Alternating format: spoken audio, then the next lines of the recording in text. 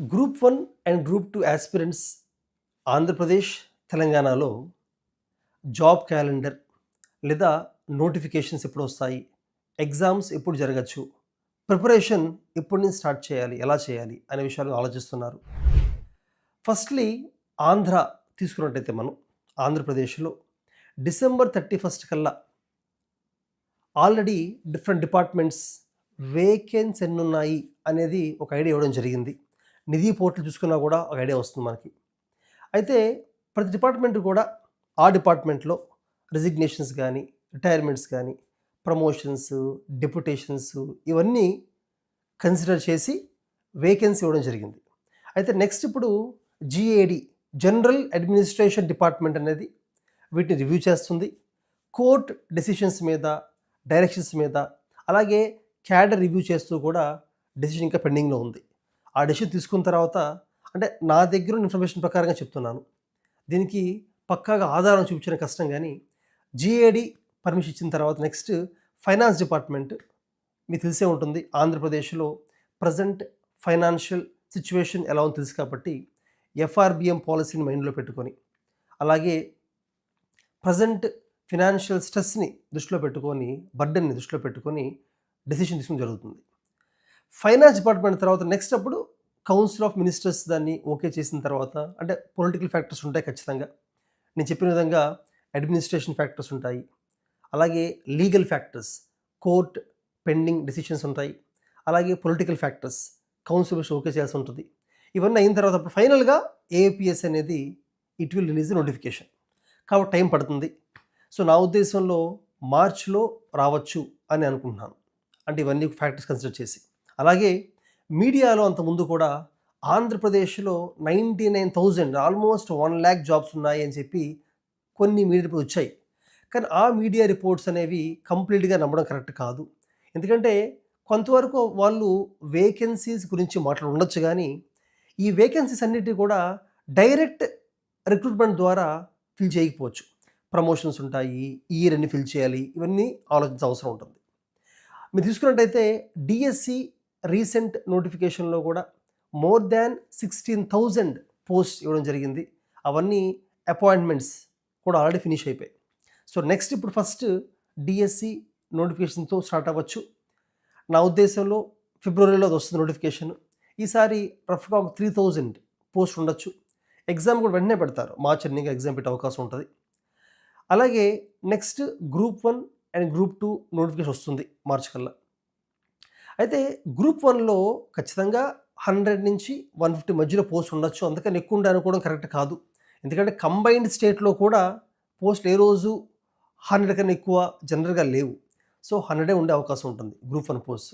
Even group 2 కూడా అంతే. Group 2 కూడా ఆఫ్‌కోర్స్ చాలా మీడియా ఛానల్స్‌లో గానీ, డిజిటల్ మీడియాలో గానీ 3,000 గ్రూప్ 2 పోస్టులు అని చెప్పారు గానీ, నా ఉద్దేశంలో 3,000 దాకా ఉండకపోవచ్చు. ఉంటే మంచిదే, ఉండకపోవచ్చు. ఒక 1,000 అరౌండ్ ఉండే అవకాశం ఉంది గ్రూప్ 2. జనరల్‌గా ఎలా ఉంటుందంటే స్టేట్ గవర్నమెంట్‌లో ఇచ్చిన ఓవరాల్ నోటిఫికేషన్స్‌లో ఇంజినీరింగ్ డిపార్ట్మెంట్‌లో ఎక్కువ ఉండే అవకాశం ఉంది. అలాగే హెల్త్, ఎడ్యుకేషన్‌లో ఎక్కువ ఉంటాయి. గ్రూప్ 1, గ్రూప్ 2కి వచ్చేసరికి మాత్రం జనరల్‌గానే చెప్పిన విధంగానే గ్రూప్ 1 ఒక 100, గ్రూప్ 2 ఒక 1,000 కన్నా ఎక్కువ ఉండకపోవచ్చు. కానీ 100, 1,000 కూడా very good numbers.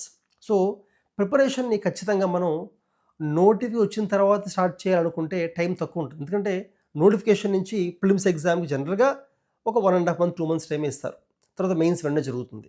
So short term preparation కన్నా కూడా లాంగ్ టర్మ్ ప్రిపేర్ అవ్వడం చాలా మంచిది. అలాగే గ్రూప్ 1, గ్రూప్ 2 యాస్పిరెంట్స్ ఖచ్చితంగా మీరు సివిల్స్ యాస్పిరెంట్స్‌తో కంపీట్ అవ్వాల్సిన అవసరం ఉంటుంది. ఎందుకంటే సివిల్స్‌కి ప్రిపేర్ అందరూ కూడా గ్రూప్ 1 రాస్తారు ఎక్కువగా మోస్ట్‌లీ. గ్రూప్ 2 కూడా చాలా మంది రాస్తారు. అలాగే సీనియర్ యాస్పిరెంట్స్ ఎవరైతే ఆల్మోస్ట్ ఒక 5 ఇయర్స్ నుంచి, 10 ఇయర్స్ నుంచి, ఎందుకంటే ఏజ్ లిమిట్ 42 ఇయర్స్ దాకా ఉంది కాబట్టి 10 ఇయర్స్ చదివే వాళ్ళు కూడా ఉంటారు. వాళ్ళతో కంపీట్ అవ్వాలంటే ఖచ్చితంగా లాంగ్ టర్మ్ ప్రిపరేషన్ చాలా ఇంపార్టెంట్. అలాగే మనం ఇప్పుడు ఈవెన్ తెలంగాణకు తీసుకోవాలనుకోండి. తెలంగాణలో కూడా కొన్ని ఫ్యాక్టర్స్ వలన ఖచ్చితంగా గ్రూప్స్ నోటిఫికేషన్ వచ్చే అవకాశం ఉంది. ఫ్యాక్టర్స్ ఏంటంటే ఒకటి, ఆంధ్రప్రదేశ్‌లో education minister job calendar release చేస్తా అని చెప్పారు కాబట్టి అదొక ఫ్యాక్టర్. తెలంగాణలో ఖచ్చితంగా పొలిటికల్‌గా ఆ ప్రెషర్ ఉంటుంది. సెకండ్, పంచాయత్ ఎలక్షన్స్ కూడా ఫినిష్ అయిపోయాయి కాబట్టి ఇక next they can release notification.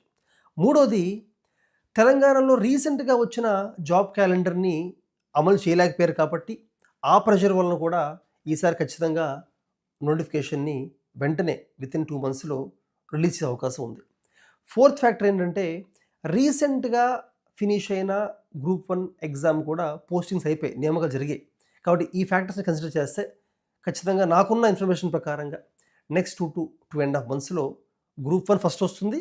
తర్వాత group 2 notification is going to come.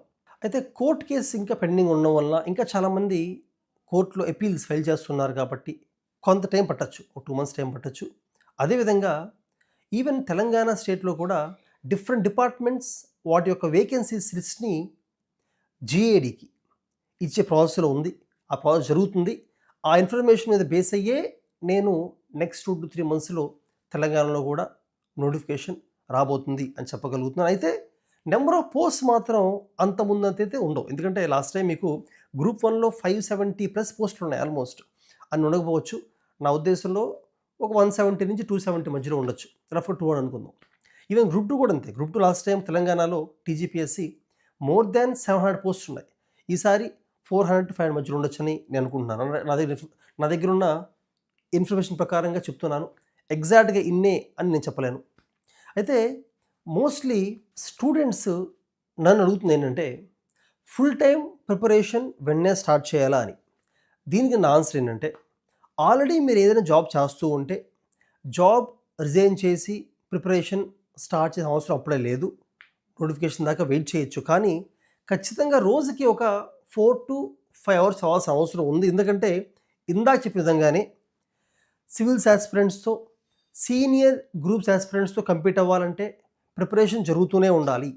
Notification తర్వాత ఫుల్ ఫ్లెడ్జ్డ్‌గా మీరు చేస్తున్న జాబ్స్ మానేసి చదవచ్చేమో కానీ యాజ్ ఆఫ్ నౌ అయితే మాత్రం రోజుకి 4 to 5 చదవాల్సిన అవసరం ఉంది. కరెంట్ అఫైర్స్ స్ట్రాంగ్‌గా ఉండాలి.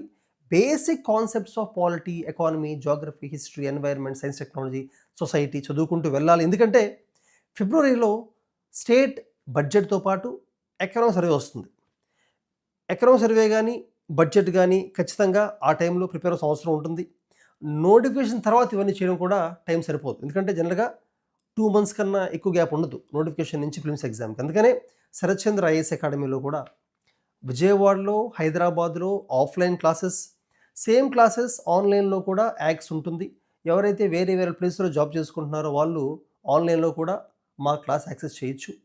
అయితే ప్రతి ఒక్కరు కోచింగ్ తీసుకోవాలి అనేది కరెక్ట్ కాదు. ఆల్రెడీ ప్రిపరేషన్ మొత్తం అయిపోయి అంతకుముందు వన్స్ ఆర్ ట్వైస్ కోచింగ్ తీసుకున్న వాళ్ళకి నా అడ్వైస్ ఏంటంటే మళ్ళీ కోచింగ్ మీరు తీసుకోవద్దు. కావాలంటే మెంటర్‌షిప్ తీసుకోవచ్చు. మన దగ్గర మెంటర్‌షిప్ ఎలా ఉంటుందంటే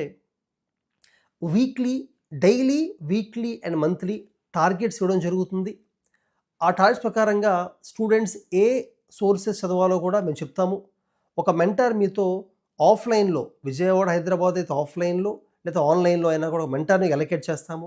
ఆ మెంటర్ మీతో కనెక్ట్ అయ్యి ఆ వీక్ చదవాల్సిన టార్గెట్ ఇచ్చి డౌట్స్ క్లియర్ చేస్తూ every weekend prelims and mains exams పెడతాము ఆ సిలబస్ మీద. అవి రాస్తూ ఇవాల్యుయేషన్ కూడా చేయడం జరుగుతుంది. గ్రూప్స్‌లో గ్రూప్ 1లో బిగ్గెస్ట్ ప్రాబ్లమ్ ఏంటంటే ఎక్కువ మంది స్టూడెంట్స్ ఆన్సర్స్ రాస్తారు కానీ ఇవాల్యుయేషన్ జరగదు వాళ్ళకి. దానివల్ల వాళ్ళు ఇంప్రూవ్ అవ్వలేకపోతున్నారు. సో మన దగ్గర ఏమవుతుందంటే మోస్ట్‌లీ మెంటార్స్ పెట్టిన ఎగ్జామ్ పేపర్స్‌ని ఇవాల్యుయేట్ చేసి రెగ్యులర్‌గా ఫీడ్‌బ్యాక్ ఇస్తూ ఉంటారు. దానివల్ల మెయిన్ స్ట్రాంగ్ అవుతారు. ఈవెన్ కోచింగ్‌లో కూడా అంతే. గ్రూప్స్ కోచింగ్‌లో కూడా శరత్చంద్ర ఐఏఎస్ అకాడమీలో ప్రిలిమ్స్‌ని, మెయిన్స్‌ని కలిపి ఇంటిగ్రేటెడ్ కోచింగ్ ఇవ్వడం జరుగుతుంది. ఆఫ్‌లైన్ అండ్ ఆన్‌లైన్‌లో. కరెంట్ అఫైర్స్ కూడా ఫోకస్ చేస్తాము. స్పెసిఫిక్‌గా నేషనల్ కరెంట్ అఫైర్స్‌కి చాలా సోర్సెస్ ఉన్నాయి. ఈవెన్ మన దగ్గర కూడా నేషనల్ కరెంట్ అఫైర్స్‌కి యూపీఎస్సీ కోసం తయారు చేసే మ్యాగజైన్స్ సరిపోతాయి. కానీ స్టేట్ కరెంట్ అఫైర్స్ చాలా ఇంపార్టెంట్.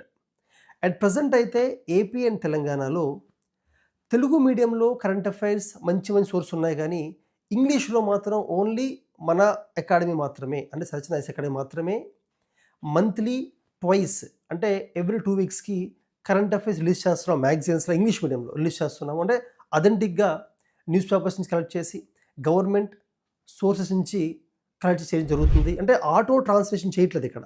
ఓన్‌గా చేయడం జరుగుతుంది కరెంట్ అఫైర్స్. ఇవి అశోక్ నగర్‌లో అయినా, విజయవాడ బుక్ షాప్స్‌లో కూడా ఈ మ్యాగజైన్స్‌ని తీసుకోవచ్చు. అలాగే ఈ ఓవరాల్ గ్రూప్స్ కోచింగ్‌లో కరెంట్ అఫైర్స్ అనేవి ఎవ్రీ వీక్ క్లాస్ జరుగుతూ ఉంటాయి. మ్యాగజైన్స్ ఇవ్వడం జరుగుతుంది. అలా every weekend only current affairs exam పెట్టడం కూడా జరుగుతుంది. అలాగే ఎవరైతే స్టూడెంట్స్‌కి మెంటర్‌షిప్ అక్కర్లేదో, అంటే ఆల్రెడీ వాళ్ళకి టార్గెట్స్ ఉన్నాయి, ఐడియా ఉంది, ఒక అవగాహన ఉంది, ఎగ్జామ్ అటెంప్ట్ చేశారనుకున్న వాళ్ళకి నా ఉద్దేశంలో మెంటర్‌షిప్ అక్కర్లా. They can take all test series, test సరిపోతుంది. ఈవెన్ శరత్చంద్ర ఐఏఎస్ అకాడమీలో కూడా prelims and mains test series అనేది మేము ఆల్రెడీ రన్ చేస్తున్నాము. ఎందుకంటే చాలామంది స్టూడెంట్స్ లాస్ట్ ఒక ఫ్యూ మంత్స్ నుంచే గ్రూప్స్కి ప్రిపరేషన్ స్టార్ట్ చేశారు, ఎగ్జామ్స్ రాస్తున్నారు, ఎగ్జామ్స్ జరుగుతున్నాయి. ఆ టెస్ట్ సిరీస్లో మీరు ఎన్రోల్ అవ్వచ్చు. అండ్ మన దగ్గర ఉన్న ప్రిలిమ్స్ టెస్ట్ సిరీస్ అయినా మెయిన్స్ టెస్ట్ సిరీస్ అయినా కూడా every question authentic, genuinely made by us. అంటే ఏ క్వశ్చన్ని కూడా వేరే టెస్ట్ సిరీస్ నుంచి పికప్ చేయడం జరగలేదు. ప్రతిదీ కూడా మన రీసెర్చ్ అండ్ డెవలప్మెంట్ టీమ్ ఎవరైతున్నారో వాళ్ళే క్వశ్చన్స్ని జెన్యూన్గా తయారు చేయడం జరిగింది. అండ్ ఈ క్వశ్చన్ పేపర్స్ లాస్ట్ ఫ్యూ ఇయర్స్లో మారుతున్న ట్రెండ్స్ ప్రకారంగా గ్రూప్స్ క్వశ్చన్స్ వాటి విధానం ఎలా అయితే మారుతుందో, ఎలాగైతే అవి యూపీఎస్సీ స్థాయిలో ఉంటున్నాయి, అట్ సేమ్ టైం కొంచెం ఫ్యాక్చువల్గా ఉంటున్నాయి, కొంచెం డిఫరెంట్గా ఉంటున్నాయి. సో ఆ ట్రెండ్ ప్రకారంగానే క్వశ్చన్ పేపర్స్ చేయడం జరిగింది. సో మీరు ఎగ్జామ్ రాసిన తర్వాత ఇవాల్యుయేషన్ కూడా చేయడం జరుగుతుంది టెస్ట్ సిరీస్లో. అలాగే కోచింగ్ ఎవరు తీసుకోవాలంటే, ఎవరైతే ప్రిపరేషన్ ఎప్పుడూ కంప్లీట్గా చేయలేదో, ఏ సబ్జెక్ట్ని కూడా కంప్లీట్గా వాళ్ళంతకుముందు చదవాలి, అటువంటి వాళ్ళు మాత్రం కోచింగ్ తీసుకోవాలి. నా ఉద్దేశంలో ఒకవేళ మీకు కానీ ఏ జాబు చేస్తూ ఉండకపోతే ఆఫ్లైన్ కోచింగ్ ఈజ్ బెటర్. ఎందుకంటే ఆఫ్లైన్లో ఏమవుతుందంటే మీకు ఫ్యాకల్టీ ఇంటరాక్ట్ అవ్వచ్చు.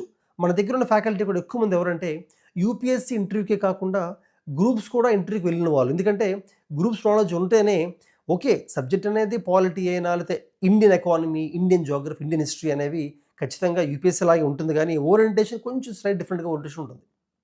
అలాగే state specific subjects, state specific geography అవ్వచ్చు, హిస్టరీ, ఎకానమీ అంటే mainly budget and economics survey ఉంటుంది. అండ్ అంటే హిస్టరీ ఎక్కువగా ఉంటుంది, జోగ్రఫీ అయినా ఎకానమీ తక్కువగా ఉంటుంది, హిస్టరీ ఎక్కువగా ఉంటుంది. సొసైటీ కూడా అవసరమే. స్టేట్ స్పెసిఫిక్ సొసైటీ కూడా గ్రూప్ 2లో అయితే ఏపీలో ఉంటుంది అది. అలాగే తెలంగాణలో అయితే తెలంగాణ మూవ్మెంట్ కూడా చాలా అవసరం ఉంది. ఈ టాపిక్స్ మీద ఎక్స్ట్రా ఫోకస్ చేస్తే మంచి ర్యాంక్ వచ్చే అవకాశం ఉంటుంది. సో ఈ క్లాస్ అన్నీ కూడా ఏవైతే ఆఫ్లైన్ అటెండ్ అవుతారో ఒకవేళ మిస్ అయితే ఆన్లైన్ రికార్డింగ్ కూడా ఉంటుంది. అండ్ మెటీరియల్ కూడా ఎవరైతే కోచింగ్ తీసుకుంటారో వాళ్ళకి కంప్లీట్ మెటీరియల్ని మేమే ప్రొవైడ్ చేయడం జరుగుతుంది. ఎందుకంటే మెటీరియల్ గురించి మార్కెట్లో మళ్ళీ వాళ్ళు ఎవ్రీ మంత్ కొత్త మెటీరియల్ వస్తుందని చెప్పి కొనుక్కుంటూ వెళ్తుంటారు ఎక్కువ మంది. అలా కాకుండా క్లియర్గా ఇది సరిపోతుంది. కరెంట్ అఫైర్సే కాదు, స్టాటిక్ కూడా స్టాండర్డ్ బుక్స్ ఇస్తాము. మన అకాడమీ తయారు చేసిన మెటీరియల్ ఇవ్వడం జరుగుతుంది. ఎందుకంటే ఓన్లీ అకాడమీ మెటీరియల్ నమ్మడానికి వీల్లేదు, స్టాండర్డ్ బుక్స్ చదవాలి ఖచ్చితంగా. టైం తక్కువ ఉన్నప్పుడు స్టాండర్డ్ బుక్స్లో స్పెసిఫిక్గా సెలెక్టివ్గా చదువుకుంటూ వెళ్ళాలి, అటువంటి గైడెన్స్ కూడా జరుగుతుంది. అయితే క్లాస్తో పాటు స్ట్రాటజీ చాలా ఇంపార్టెంట్. సో మన దగ్గర అంతకుముందు కోచింగ్ తీసుకొని ర్యాంక్స్ వచ్చిన స్టూడెంట్స్ అవ్వచ్చు, లేకపోతే కోచింగ్ అని కాకుండా మన దగ్గర ఓన్లీ టెస్ట్ సిరీస్ తీసుకొని లేదా మెంటర్షిప్ తీసుకొని ర్యాంక్స్ వచ్చిన స్టూడెంట్స్ కూడా, స్టూడెంట్స్ అంటే ఇప్పుడు ర్యాంకర్స్ వాళ్ళు, అంతకుముందు స్టూడెంట్స్ ఇప్పుడు ర్యాంకర్స్, వాళ్ళతో కూడా రెగ్యులర్గా ఇంటరాక్టివ్ సెషన్స్ పెడుతూ ఉంటాము. ఎందుకంటే ఒక ర్యాంకర్ చెప్పినప్పుడు మీకు ఇంకా కాన్ఫిడెన్స్ వస్తుంది, స్ట్రాటజీ బెటర్గా అర్థమవుతుంది, ప్లానింగ్ చేసుకోగలుగుతారు. ఈ సెషన్స్ కూడా జరుగుతూ ఉంటాయి ఫ్రీక్వెంట్గా as a part of the coaching or mentorship. కోచింగ్లో అయినా మెంటర్షిప్లో అయినా కూడా ఒక టాపిక్ అయిపోగానే వీక్లీ, డైలీ కూడా ఎగ్జామ్స్ ప్రాక్టీస్ చేయడం జరుగుతుంది. ఎందుకంటే నెంబర్ ఆఫ్ ఎంసీక్యూస్ ప్రాక్టీస్ చేస్తేనే ప్రిలిమ్స్ క్లియర్ చేయగలరు. అలాగే number of mains answers practice చేస్తేనే మెయిన్స్ బెటర్ స్కోర్ వస్తుంది. So make use of it. All the best.